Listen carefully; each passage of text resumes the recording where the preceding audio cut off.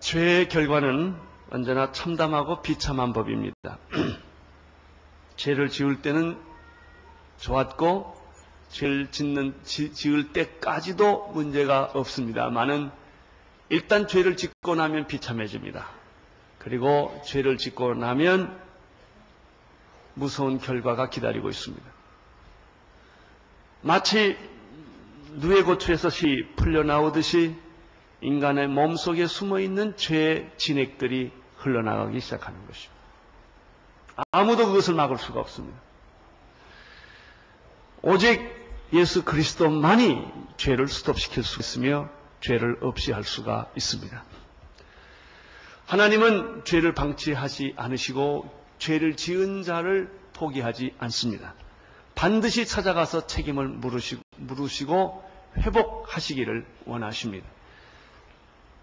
하나님은 뱀에게 먼저 책임을 물었습니다.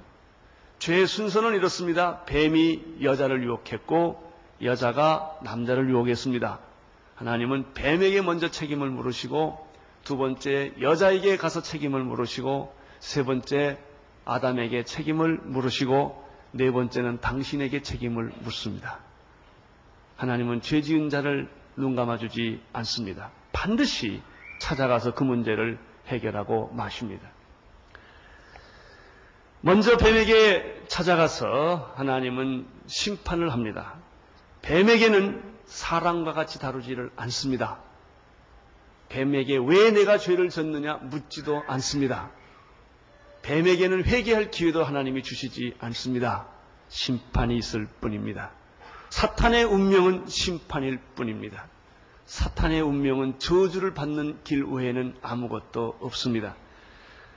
창세기 3장 14절 15절에 보면은 하나님께서 뱀에게 이렇게 말씀하십니다.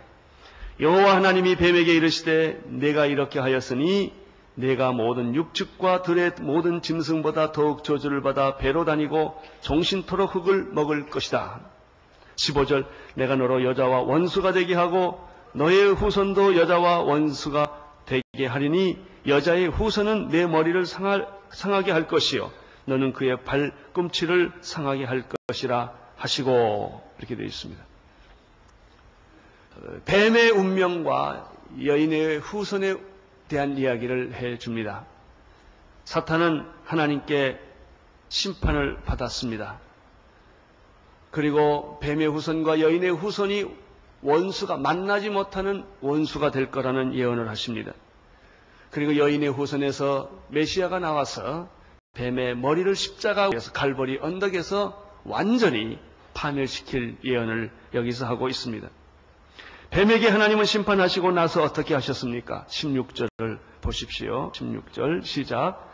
또 여자에게 이르시되 내가 내게 잉태하는 고통을 크게 더하리니 내가 수고하고 자식을 낳을 것이며 너는 남편을 사모하고 남편은 너를 다스릴 것이니라. 여자에게 주었던 죄의 벌과 남자에게 주었던 죄의 벌, 대가는 다릅니다. 여자는 여자에 맞게 하나님이 심판과 고통을 주시고 남자는 남자에 맞게 죄의 고통과 심판을 하게 하십니다. 여자의 실수는 뱀의 유혹을 받아서 선악과를 따먹은 것이고 자기만 그 선악과를 따먹은 것이 아니라 남편에게까지 죄를 짓도록 유혹을 했다는 데 있습니다. 그런데 재밌는 사실은 여자에게 하나님이 심판을 하실 때 뱀처럼 저주를 한다든지 원수가 되게 한다든지 머리를 찍어버릴 것이다, 머리를 상하게 할 것이다 이런 표현을 쓰지 않습니다. 여러분, 하나님이 우리를 벌하실 때는 지옥을 보내는 벌을 주지는 않습니다. 여러분이 구원을 뺏는 그런 벌을 하지 않습니다.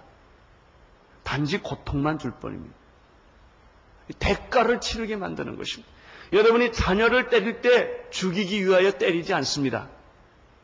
부모가 자녀를 야단칠 때 때리지만 사랑하기 위하여 때리고 고치기 위하여 때리는 것처럼 하나님이 여러분에게 벌을 주실 때 죄를 지면 반드시 벌은 받게 되어 있습니다. 그 벌 피할 생각은 마십시오. 벌은 받습니다. 그러나 죽이지 않습니다. 단지 여러분에게 하나님께서 기회를 주시고 은혜를 베풀어 주시고 긍휼을 주어서 하나님이 여러분을 구원하신다고 하는 사실입니다. 그래서 우리는 매를 맞으면서도 기뻐하고 고통을 겪으면서도 주님 앞에 더 나가게 되어 있습니다. 그렇다면 여자에게만 주었던 죄의 고통, 여자가 받아야 할 죄의 벌은 무엇일까? 오늘 16절에 보면은 이렇게 되어 있습니다. 또 여자에게 이르시되 내가 내게 무슨 고통을 준다고 말했습니까? 잉태하는 고통을 더 크게 만들어 주겠다. 동물과 짐승과 달리 너에게는 특별한 고통이 여자에게 있다고 그랬습니다. 그것이 어떤 고통이냐 하면은 아기를 갖는, 잉태하는, 임신하는 고통이 있을 것이다. 그 다음에 보면 내가 수고하고 자식을 낳을 것이다. 이렇게 되어 있습니다. 너는 임신하는 고통, 아기를 갖는 고통을 가질 뿐만 아니라 해산하는 고통도 갖게 될 것인데 이 해산하는 고통은 짐승과 또 다르다는 거예요. 그래요. 저는 짐승들이 새끼 낳는 걸 많이 봤어요. 힘들고 어렵지만 그래도 쉽게 낳습니다. 그러나 인간만은 고통을 하면 낳게 되어 있습니다. 다릅니다. 해산하는 고통만 있지 않다. 내가 아기를 낳으면 그 아이를 평생 키울 때까지 자녀 교육의 고통을 받을 것이다. 이것이 여자가 겪어야 할 고통입니다. 원래는 그렇지 않았습니다. 하나님이 사람을 만드시고 하나님의 형상대로 사람을 지으시고 모든 동물과 식물을 만들었을 때 하나님은 이렇게 말씀하셨습니다. 하나님이 생육하고 번성하여 땅에 충만하라. 땅에 기는 모든 것들을 다스리라. 이것이 주님이 주신, 하나님이 주시는 축복입니다. 따라서 번식한다든지 생육한다든지 임신해서 아기를 낳는 일은 고통스러운 일이 아니었습니다. 그것은 아주 순산이었고 축복이었고 아이를 기르고 자녀를 양육한다는 것은 즐거움 중에 즐거움입니다. 사실 그렇습니다. 어떤 부모님들 경우 아주 예외적이지만 어떤 부모들은 아무 문제 없이 자녀들이 커주기 때문에 그저 자녀들은 태의 열매여 하늘의 상급으로서 그렇게 그 자녀들 때문에 복받는 부모들이긴 있는데 이거는 정말 희귀한 케이스입니다. 거의 대부분의 부모님들은 자녀들 때문에 피눈물을 흘리는 것이 정상입니다. 보통 다 그렇습니다.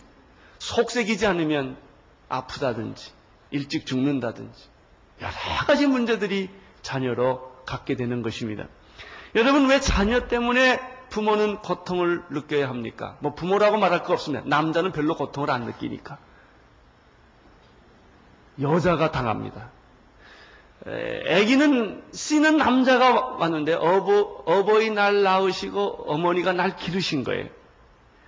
이 남자가 씨를 줬지만 그 씨를 받은 여자는 임신하는 순간부터 아이가 죽을 때까지 고통은 여자가 다 져야 되는 거예요. 왜 여자만이 이 고통을 져야 하는가? 어느 성경에 보면 이것이 여자에게 주는 죄의 벌이에요.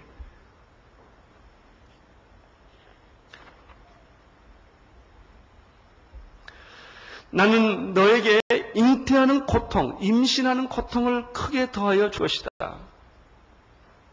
그렇죠. 대부분의 여자분들, 예외가 있긴 합니다만 많은 여자분들이 임신하면 구토하고 모든 영양분을 아기한테 다 뺏기기 때문에 어머니는 그렇게 말할 수 없이 어렵소 빈혈을 일으키고 심한 경우에는 임신 중독까지 갑니다. 여러분, 임신하는 고통은 왜 남자는 안 해야 됐는지 난 잘 모르겠어요. 왜 여자가 그걸 다 겪어야 하는지. 또 해산할 때 왜 여자가 그렇게 소리를 지르고 울어야 하는지. 이거 여자에게만 주는 것이죠. 그것뿐만 아닙니다. 이 자녀가 태어나면 어떻습니까? 똥을 치우고 기저귀를 가는 것은 왜 남자는 안 해야 되는지 모르겠어요. 그 여자가 다 합니다. 애를 목욕시키고. 또 어린아이들이 자라서 학교를 가면 왜 아버지는 국민학교에 안 가고 엄마가 가야 하는지 모르겠어요. 그것도 엄마가 다 데리고 가야 합니다. 그래서 이 고통은 전부 여자에게 집중이 되어 있다는 것입니다. 집을 나가면 눈물을 흘리는 것은 엄마가, 눈물을 흘립니다. 학교의 성적이 나쁠 때 아버지도 속상하지만 아버지는 직장값 버리면 됩니다. 여자가 다 이 아픔을 가지고 살게 되는 것이죠. 그렇다고 자녀를 포기할 수 있습니까? 여기에 문제가 있어요. 포기할 수 없는 자녀. 그러나 자녀 때문에 평생 눈물을 흘리고 고통을 겪어야 하는 운명, 이게 여자의 운명입니다. 두 번째 죄에 대한 두 번째 고통은 무엇입니까? 그것은 남편에 대한 고통이 또 여자에게 있습니다. 오늘 성경 16절을 보시면 여자에게 이르시되 내가 내게 잉태하는 고통을 크게 더할 것이고 내가 수고해서 자식을 낳을 것이며, 이게 자녀에 대한 문제입니다. 두 번째는 여자의 고통은, 죄의 벌은 남편 때문에 평생 울고 사는 운명이라는 거예요. 내가 남편을 사모하게 될 것이고 남편은 너를 다스리게 될 것이다. 여러분, 부부는 한 몸이에요. 죄 짓기 전에는 이런 일이 없었어요. 남자와 여자는 한 몸이기 때문에 누가 누구를 지배하고 누가 누구를 다스리고 누가 누구 때문에 고민하는 법이 없습니다. 그러나 죄가 들어온 이후부터 참 그래요. 여자 때문에 남자가 고민하는 남자는 별로 없어요. 다 여자가 남자 때문에 고민을 합니다. 여자는 남자를 사랑하지만은 목마른 사랑을 합니다. 항상 기다리는 쪽은 여자입니다.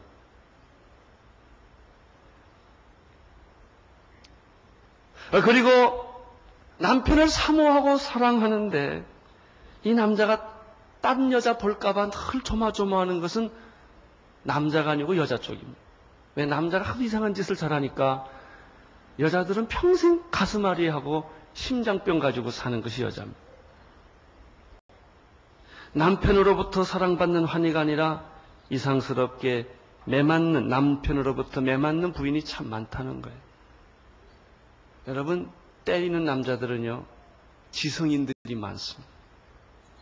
배우 똑똑한 사람은 덜 그럴 것 같죠? 안 그래요. 더 심합니다. 더 교활하고. 다 사람들은 두 얼굴을 가지고 있습니다. 부인을 학대하는 사람들 참 많습니다. 여러분, 주변에 아는 사람들을 다 생각해 보십시오. 문제없는 가정이 얼마나 있습니까? 여러분, 부모를 생각해 보십시오. 부모님한테 상처받지 않고 자란 자녀들이 얼마나 됩니까? 결혼 때 가졌던 남편에 대한 장밋빛 환상은 얼마나 지속됩니까?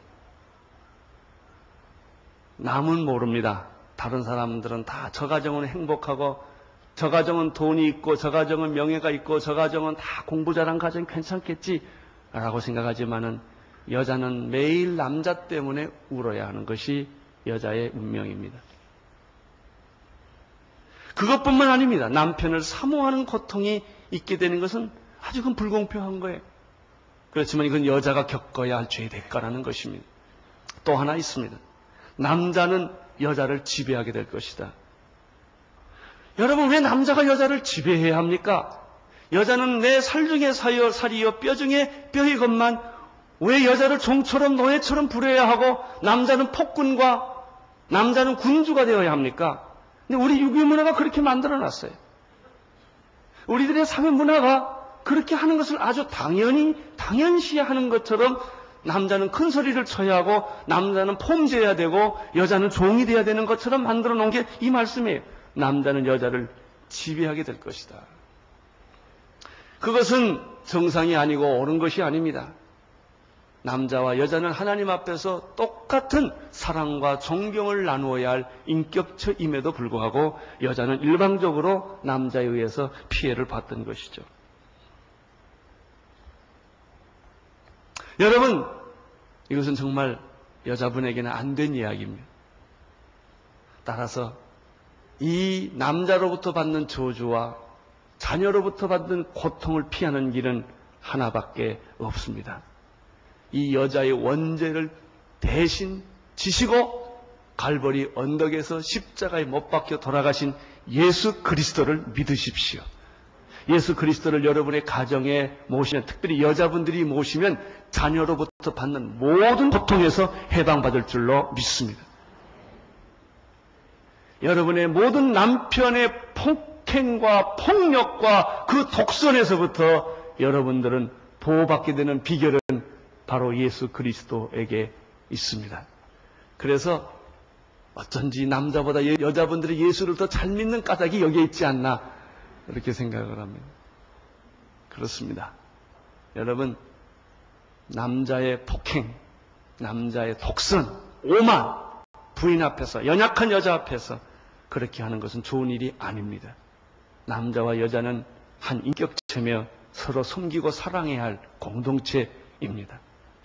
예수 그리스도로 말미암아 나는 여러분의 가정이 회복되기를 축원합니다. 여러분의 자녀들이 여러분에게 골칫거리가 안 되기를 축원합니다. 여러분의 남편이 여인의 고통의 대상이 아니기를 축원합니다. 이것이 하나님이 원하는 축복이요, 회복이요, 그리고 하나님이 원하는 이상입니다.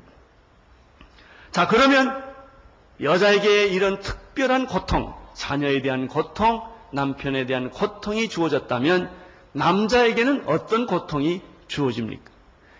여자와 종류가 다를 뿐이지 여자보다 더 심각한 고통이 남자에게 있습니다. 17절을 보십시오. 17절 시작. 아담에게 이르시되 내가 내 아내의 말을 듣고 내가 너더러 먹지 말라 나무 실과를 먹었은즉 땅은 너를 인하여 저주를 받고 너는 종신토록 수고하여야 그 소산을 먹으라. 이것이 남자의 운명이에요. 죄를 짓고 난 남자의 운명은 땅은 너 때문에 저주를 받았다는 것이죠. 환경은 오염이 됐고 파괴가 되었다. 그리고 남자는 종신토록 죽을 때까지란 말이에요. 죽을 때까지 이마에 땀을 흘려야 하고 수고해야 겨우 간신히 먹는다. 여러분, 피곤한 셀러리맨의 모습을 아십니까? 남자들이 직장에서 당하는 거 아십니까?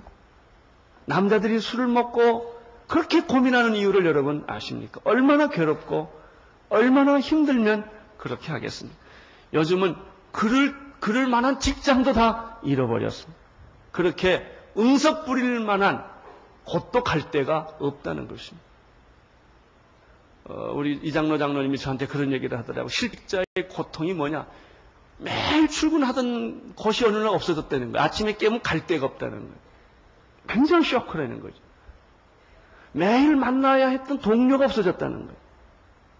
그게 쇼크라는 거예요. 뭐 돈이 없는 쇼크는 그 다음 얘기고, 갈 데가 없고 만날 친구들을 다 잃어버렸고 그리고 수입이 없어졌고, 이런 쇼크가 직장을 잃어버린 사람에게 생긴다는 얘기를 제가 들었습니다.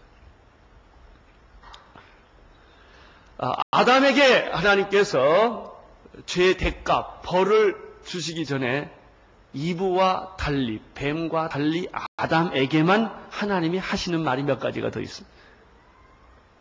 이브한테는 그렇게 안 묻습니다. 아담에게는 책임을 묻습니다. 여러분 꼭 기억하십시오. 남자에게는 하나님이 가정의 책임을 묻습니다. 자녀 교육 잘못한 거, 부인이 실수한 책임도 다 누구에게 묻냐면 남자에게 묻습니다. 내 부인이 잘못했다 이렇게 말해서 안 통합니다. 그건 내 책임이다. 남자의 책임이라는 거예요. 그래서 하나님께서는 남자에게 찾아와서 이렇게 질문합니다. 말합니다. 아담에게 이르시되 내가 내 아내의 말을 듣고 내가 너더러 먹지 말란 나무 실과를 먹었구나. 그 분명한 원인, 내가 심판을 받고 벌을 받아야 될 이유에 대하여 남자에게 설명을 합니다. 두 가지가 있습니다. 남자의 실수는 무엇입니까? 부인의 말을 하나님 말보다 더 믿었다는 거예요. 하나님이 아주 싫어하십니다. 부인을 사랑하는 것은 좋습니다만은 부인이 하나님을 대신할 수는 없다는 것이죠. 부인이 가끔 불신앙적인 발언을 할 때 남편이 이거를 지적을 해줘야 합니다. 이게 사랑입니다. 그러지 못하게 해야 합니다. 근데 대부분의 남자들은 부인한테 꼬집힘을 받거나 굉장히 뭐라고 그러죠? 그냥 차르니까.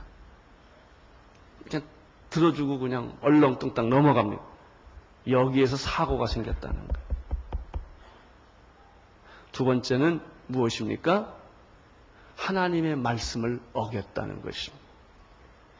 모든 남자들이 생각해야 할 죄가 여기에 있습니다. 하나님보다 더 사랑하는 것이 있어서는 안 된다는 것이죠. 여러분, 하나님보다 돈을 더 사랑하지 마십시오. 하나님보다 명예를 더 사랑하지 마십시오.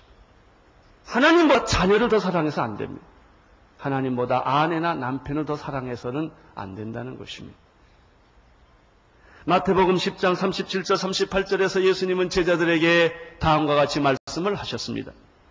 아비나 어미를 나보다 더 사랑하는 자는 내게 합당치 아니하고 아들이나 딸을 나보다 더 사랑하는 자도 내게 합당치 아니하고 또 자기 십자가를 지고 나를 쫓지 않는 자도 내게 합당치 아니하니라 라고 말씀하셨습니다. 여러분, 아내가 사랑스럽고 좋지만 하나님보다 클 수는 없습니다. 남편이 하늘처럼 귀한 것은 사실입니다만 하나님과 바꿀 수는 없습니다. 자녀가 귀하긴 합니다만 하나님에 대신할 수가 없다는 것입니다. 우리는 찬송가 101장에서 이런 찬송을 부르죠.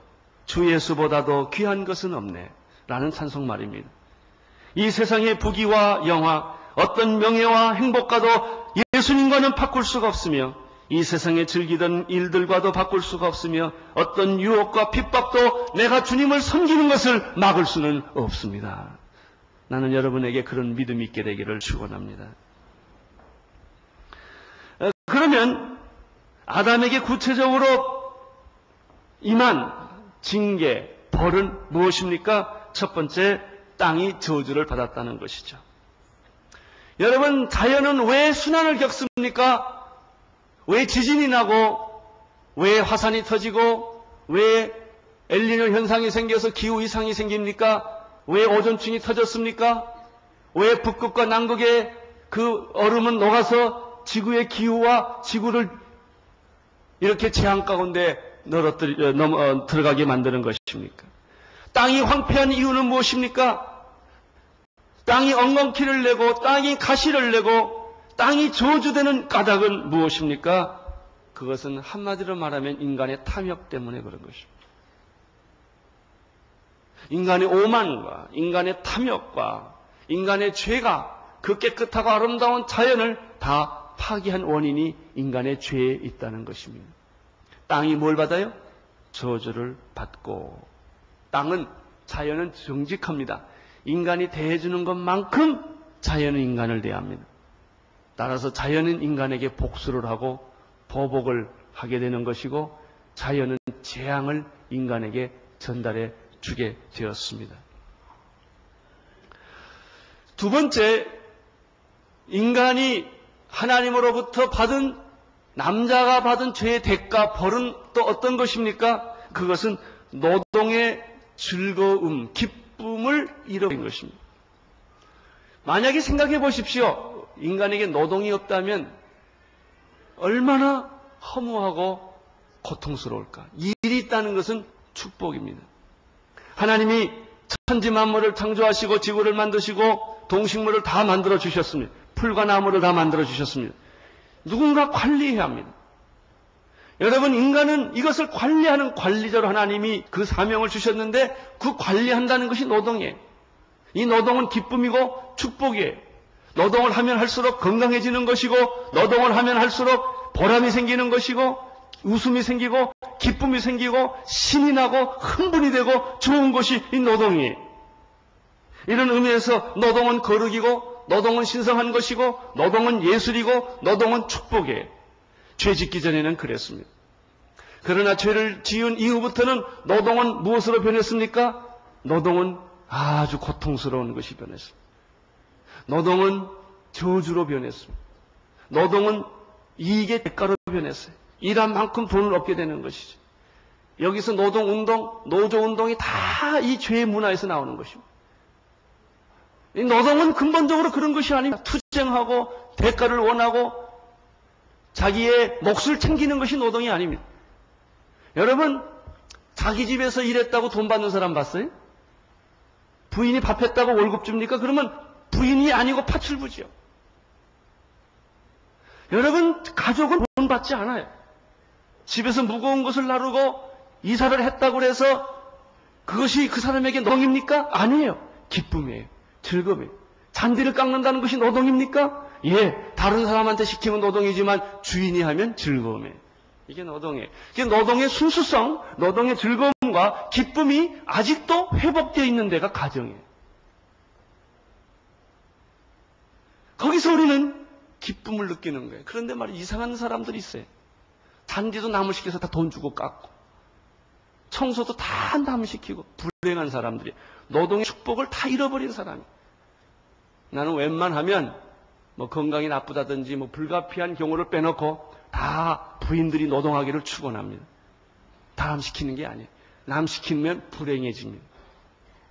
그래야 건강해지고, 그래야 기쁨이 생기고, 그래야 이 하나님이 자연을 관리하라고 하신, 하나님이 자연을 축복해 주신 그 축복이 있는 거예요. 요즘 세상은 모든 걸 돈으로 다 부리는 것입니다. 그렇기 때문에 순수한 기쁨과 축복을 다 잃어버리고 분열증, 고통, 우울증, 신경통 전부 이렇게 생기는 것이 신성한 노동의 가치를 잃어버렸기 때문에 그런 것입니다. 교회도 마찬가지입니다. 여러분 교회에서 봉사한다고 돈 받으세요? 그렇지 않죠. 정말 자기가 좋아서 밤이 맞도록 청소하고 기뻐하고 봉사하고 헌신하는 거예요. 이번에 샤이닝 글로리 목사님이 36명이 참석하셨는데 그 목사님들의 한결같은 제 첫 번째 감동, 헌신자의 기막힌 수고였다는 거예요. 그걸 보고 깜짝 놀랐어요. 아니 어떻게 교인이 이렇게 헌신할 수가 있냐. 자기 돈 들고. 이번에 우리 청년들이 또 미국에 아웃리치를 갔는데 다 자비랑으로 다 높은 세상에 가서 일해서 그래가지고 주님의 일을 이렇게 자기가 기쁨으로 하는 것이죠. 저는 우리 교회 있을 때 토요일날 오후 3시만 되면 제일 마음이 기뻐요. 왜냐하면 2시나 3시쯤 교회 나와보면요, 공동체별로 나와서 교회 청소들을 하는데 걸레드씩 들고 와가지고. 근데 내가 보니까 공동체 중에 한 10분의 1밖에 안 오더라고요.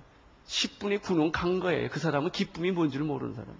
그 사람들은 와서 청소를 하고 걸레를 빨고 그 유리를 닦고 그냥 2층 다 끝나면 그 다음에 이 밑에 라비에 가서 다 청소를 하고 그런 모습을 보면 땀을 나고 그러는데 어느 때보다도 그 얼굴을 보면 벌거족족 해가지고 그냥 기쁨이 충만해서 그냥 열심히 하는 이게 노동의 기쁨이에요.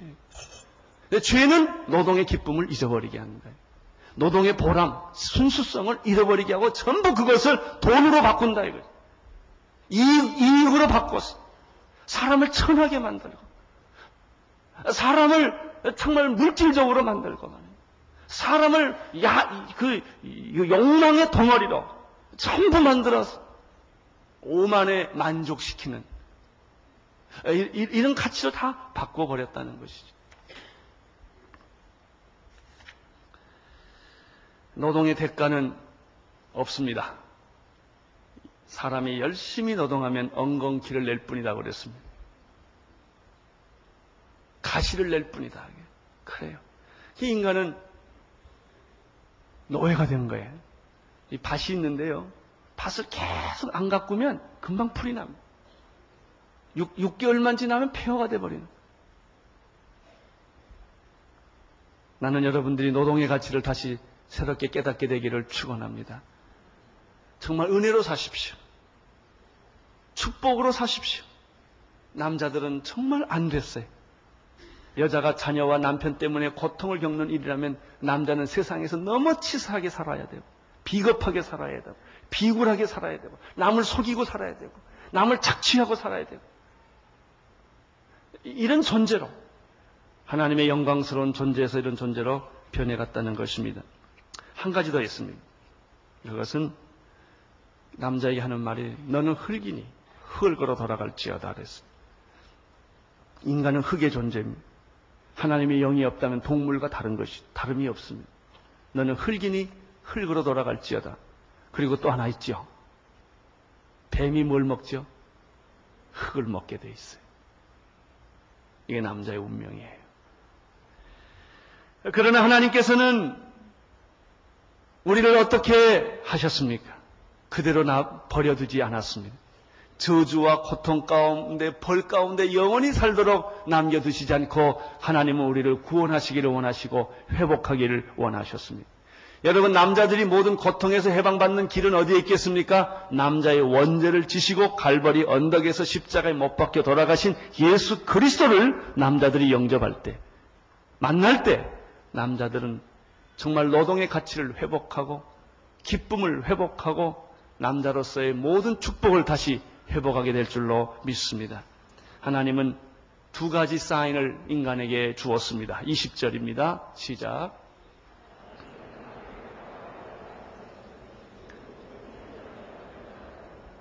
여러분, 여자가 이름이 이때 같습니다. 그전에는 여자 이름이 없습니다. 이때 하나님은 아담에게 여자 이름을 지어주도록 합니다. 여자 이름을 지어줬다는 뜻은 무엇일까요? 구원하겠다는 뜻입니다. 지금 고통을 주고 아픔을 주지만 내가 너를 축복하고 너를 구원하겠다고 하는 하나님의 은혜의 사인이에요. 그 이화의 뜻은 무엇입니까? 모든 산자의 어미라는 것이죠. 여자의 후손에서 이래서 메시아가 태어나는 것입니다. 두 번째는 21절을 보십시오. 두 번째 시작. 여호와 하나님이 아담과 그 아내를 위하여 무화과 옷을 벗겨버리고, 무화과 옷은 인간이 만든 옷이에요. 그 옷으로는 구원받을 수가 없기 때문에 그 옷을 벗겨버리고 하나님이 친히 지어주신 가죽 옷을 지어주셨습니다. 가죽 옷을 지어주셨다는 뜻은 무엇일까요? 섬유옷에서 가죽 옷을 입혔다는 뜻이 아닙니다. 가죽 옷은 더 비싸다 이런 뜻도 아니고 더 좋다 이런 뜻도 아닙니다. 가죽 옷의 뜻은 뭐냐면, 가죽이라고 하는 것은 가죽을 얻으려면 동물이 죽어야 된다는 걸 의미합니다. 동물이 죽으면 뭐를 흘려야 합니까? 피를 흘려야 한다는 것이죠. 최초의 제사가 시작이 됩니다. 죄를 져야 하는 제사가 여기서부터 시작됩니다. 이 가죽 옷을 지어 입힘으로 말미암아 인간을 위해서 어떤 동물이 죽어야 했고, 그 동물은 피를 흘려야 했고, 이 피를 흘림으로 말미암아 죄사함을 얻게 하는 그 놀라운 구원의 제사가 여기서부터 시작되었다는 것이죠. 이것이 하나님의 사인입니다. 나는 너를 버리지 않고 내가 너를 끝까지 벌하지 않고 어느 때 너를 구원하고 축복하고 회복해서 내 자녀로 삼아 줄 것이다. 그래서 부인의 이름을 새로 지어주고 하나님께서 새 옷을 입혀주십니다. 그것이 가죽 옷입니다. 이제 그 가죽 옷을 통하여 이스라엘 백성들은 제사를 드리게 됩니다. 그리고 먼 훗날 갈보리 언덕에서 하나님의 아들, 죄 없으신 그분이 인류의 모든 죄를 대신 지시고 십자가에 피 흘려 돌아가시게 되는 것입니다. 오늘 우리는 그분을 믿습니다. 그분 때문에 모든 저주가 다 떠난 줄로 믿습니다.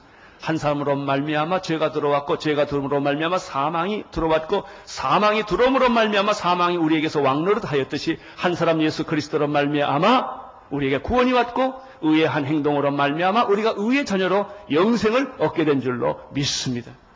하나님은 여러분에게 가죽 옷을 입혀 주셨는데 바로 그것이 예수 그리스도의 옷인 줄로 믿습니다.